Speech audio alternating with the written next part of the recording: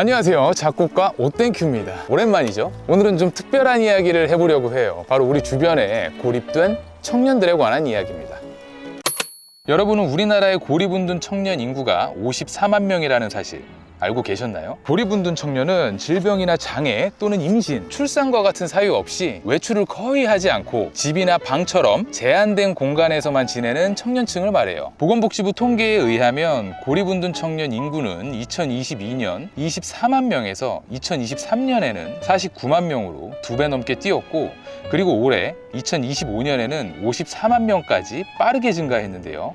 이는 만 19세에서 34세 전체 인구의 5%에 해당하는 수치입니다. 청년 100명 중 5명이 숨어서 지내는 사회. 고립운둔 청년은 더 이상 개인의 문제가 아닌 우리 모두가 관심을 가지고 해결해야 할 사회 전체의 문제가 되었습니다. 그렇다면 청년들은 인생의 가장 찬란한 시기에 왜 방 안에서만 지내게 된 걸까요? 원인은 매우 다양하고 복합적이에요. 가정 불화, 학교 폭력, 입시 스트레스, 취업 실패, 군대 부적응, 직장 내 괴롭힘, 경제적 빈곤, 소속감 상실 등등 많은 것들이 얽히고 설켜 청년들을 사회로부터 멀어지게 만들었습니다. 이와 더불어 곁에 믿고 의지할 수 있는 지지체계의 부재도 중요한 원인으로 지적되었는데요. 그래서 청년들이 그 힘든 시간을 겪고 있을 때 옆에 가족, 친구, 선생님 혹은 낯선 누군가가 되었든 정신적으로 지지할 수 있는 단 한 사람만 있었더라면 상황은 조금 달라졌을지도 모릅니다. 사실 고립이나 운둔은 그들이 특별해서 겪는 일은 아닙니다. 삶의 어느 순간 우리 주변의 평범한 사람들에게도 느닷없이 찾아올 수 있어요. 그렇기 때문에 적절한 대인관계, 훈련과 교육, 단계적 사회생활 연습이 이루어진다면 다시 일상으로 돌아갈 수 있습니다. 한때 극심한 우울증과 약물 중독에 빠졌지만 결국 전 세계적인 팝스타가 된 레이디 가가처럼요. 레이디 가가는 파격적인 스타일과 뛰어난 음악성으로 데뷔와 동시에 빌보드를 석권하고 성소수자 인권, 인종차별 등 사회적 이슈에도 적극적으로 목소리를 내는 당차고 진취적인 아티스트로 잘 알려져 있는데요. 가가는 17살에 뉴욕의 TC 예술대학에 조기 입학을 할 만큼 어린 시절부터 음악 쪽에 재능을 보였다고 해요. 그런데 이러한 그녀의 뛰어난 재능과 독특한 음악 스타일이 동급생들의 시기와 질투의 대상이 돼버린 거죠.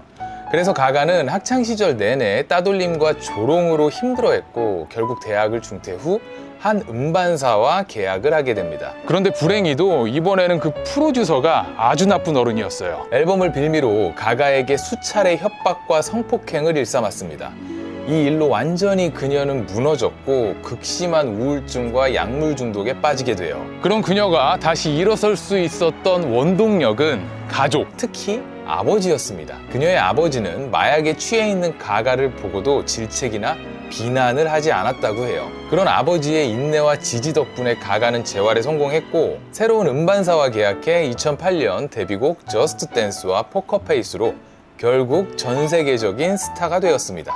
그리고 그녀는 Till It Happens to You, Swine, 911, Free Woman 등 자신이 겪은 아픔과 상처를 꾸준히 음악으로 승화시켰어요. 또한 2011년에는 왕따 기근 재단인 Born This Way 파운데이션을 설립해 자신과 비슷한 아픔을 겪고 있는 학생들을 돕고 있습니다. 레이디 가가는 한 인터뷰에서 이렇게 말했습니다. 친구들, 가족들, 약혼자, 이 모든 것들이 날 온전한 인간으로 만들어주는 무대 위의 모습보다 더 중요한 것이다. 그녀가 힘들 때 가족의 사랑이 얼마나 큰 힘이 되었는지 느껴지죠?